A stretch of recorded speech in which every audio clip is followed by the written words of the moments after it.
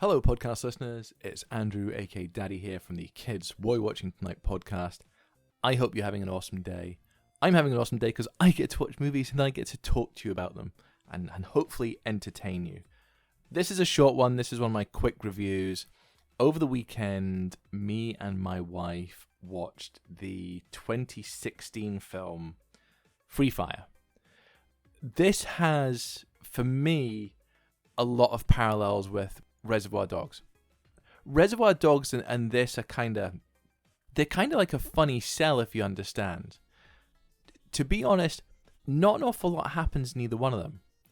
I remember when Reservoir Dogs came out, I think it was like 91, 92, and it got banned in the UK because of the graphic violence. And it was getting a lot of buzz because the acting was amazing, the directing was amazing, the dialogue was amazing. It was just took everybody by storm. And I mean, I was too young to see it at the time. What was it? If it came out in 91 or 92, I'd have been like 16, 17. And it was obviously an 18. So by the time I could kind of get to the cinema to see it, nobody was showing it. And I remember going to Canada to do some skiing. I know, pretentious, rich kid me. But I went to do some skiing and we went out to get movies one night, rent movies and stuff. And I was like, oh, I want this one. I want Reservoir Dogs. This is mine. And they're like, oh, what's it about? I was like, oh, it's about a robbery that's gone wrong. Have you not heard of it? No. I said, well, it's banned in the UK. We need to see this. And we watched it, and I'd say about 2/3 of the people weren't impressed. And the other third kind of enjoyed it and thought it was good. I mean, my jaw hit the floor. I thought it was amazing. I even bought, I think I went to Blackpool, and they had the guys that would sell the dodgy videos on the pier front, copies of The Crow. And actually, that was the other film. I bought The Crow, I bought that, and I think I bought Stargate. They were all like illegal copies. It was like 3 for a tenner. And Stargate and The Crow were unwatchable, but my copy of Reservoir Dogs was solid. And this film reminds me of that, Free Fire. Not a lot happens, but whereas in Reservoir Dogs you get the aftermath of a robbery, Free Fire is all about a arms deal that goes wrong, and you get it more or less in real time. You get the whole of the arms deal and everything that goes wrong with it. But it's a black comedy, and it just hits the right kind of violent, giggly sort of, that dark humor that's slightly wrong, but you can't help laughing at it. Well, if you've got my sense of humor, you can't help laughing at it. This was written and directed by Ben Wheatley, who's oddly enough, I checked his IMDb, he's doing a sequel to The Meg. Awesome. That was such a good cheesy monster movie. Godzilla versus The Meg. Oh, there we go. He's done that. He did a film, High Rise. Tom Hiddleston moves into like a luxury apartment block, and the neighbors are a bit weird. He's done some TV, other bits and pieces. Good stuff. Good direction, if you understand. And this has got, to be fair, I mean, the acting is brilliant and the dialogue is awesome. Most notably, Armie Hammer as Ord and Sharlto Copley as Vernon are pure gold. They are by far the best things about this. And in my opinion, Sharlto Copley is so good because he's this is going to sound terrible. He's quite possibly not acting. Like, he plays a South African arms dealer who's a bit of a dick.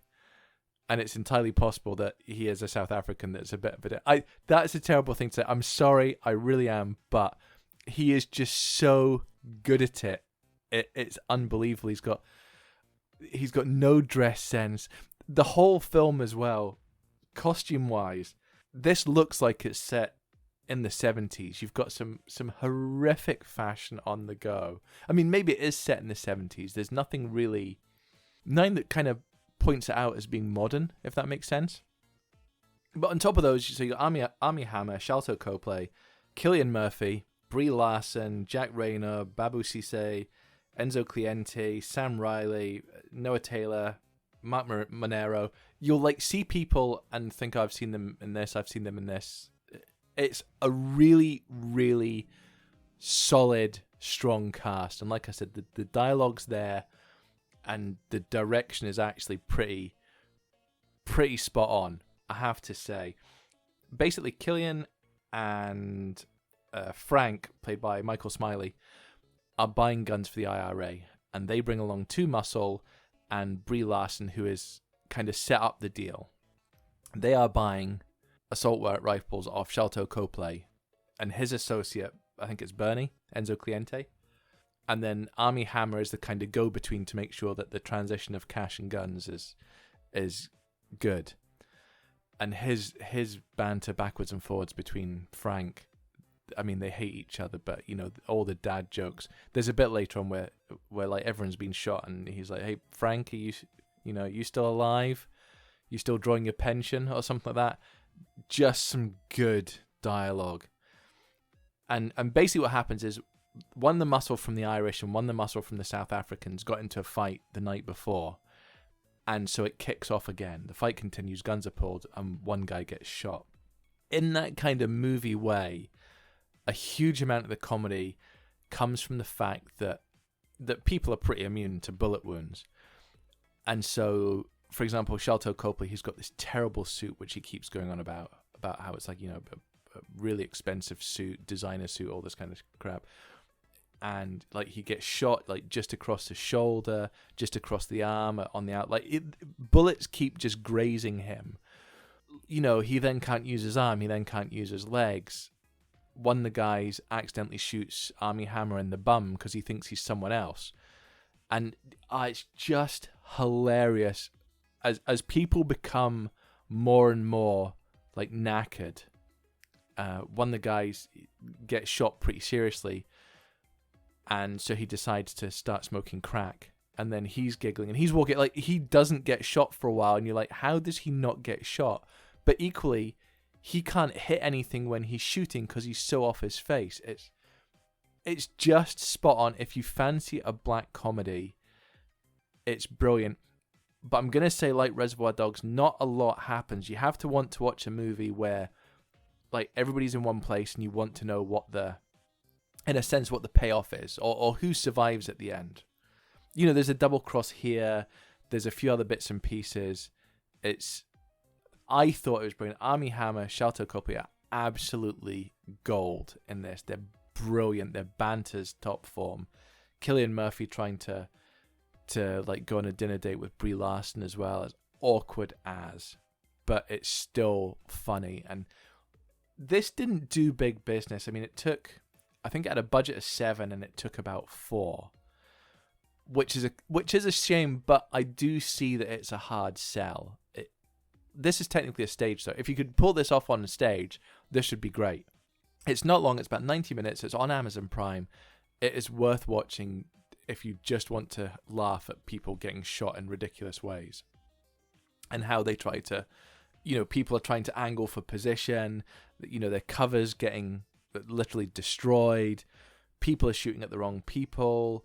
I loved it. And surprisingly enough, my wife enjoyed it. We were kind of sitting looking for something, and more often than not, she doesn't like what I pick and I don't like what she picks. So we end up watching brainless action movies, mainly Jason Statham movies, but stuff we've watched before. It's not very often that we can agree on something new. Or I'll like flick through I'll spend like an hour flicking through movies, and she's like, right, it's bedtime now. And it's like, okay, yeah, fine.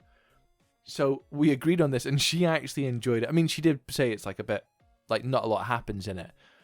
But it's quite funny just watching people get shot in that way that nobody ever actually gets seriously shot, and then you see what happens at the end.